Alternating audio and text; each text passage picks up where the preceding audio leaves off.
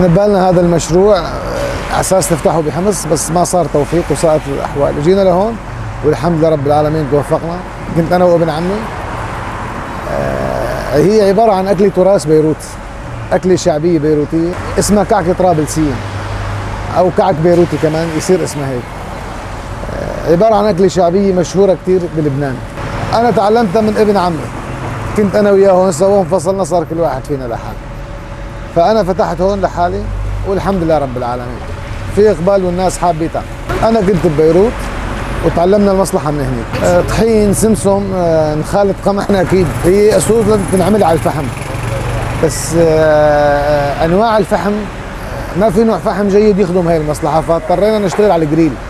هو نفس النتيجه يعني، في إلى كثير نكهات وكثير انواع.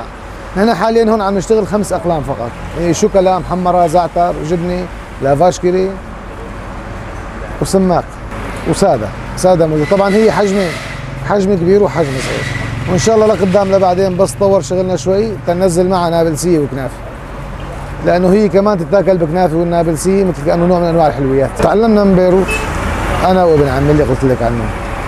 كنا نشتغل هنيك من زمان كثير واجينا وعلى اساس نفتح هذا المشروع عندنا بالداخل، بس ما تعركست الظروف وما حسنا نفتح بالداخل، فاجينا لهون من فتره 6 شهور والحمد لله رب العالمين الله كرمنا واحسننا نعمل هذا المشروع الصغير. الاسعار جميع الحشوات 5000 القياس الصغير، فقط الجبنه 6000 لانه الجبنه مكلفه جدا، وتوقعت انه شيء جديد يمكن تحبه الناس، كونه شيء جديد في اقبال الحمد لله رب العالمين والامور جيده اكثر ما كنت متوقع. انا كنت متوقع انه يضل الوقت اطول من هيك لحتى الناس تحبها او تتعود عليها او تصير تاكلها، فلا كل هذا الحكي ما في منه الحمد لله رب العالمين. صار في اقبال بشكل فوق المتوقع. بدنا ننزل معها نابلسيه لهي الكعكه، طبعا تنفتح الكعكه تنحشى نابلسيه وتتضيف.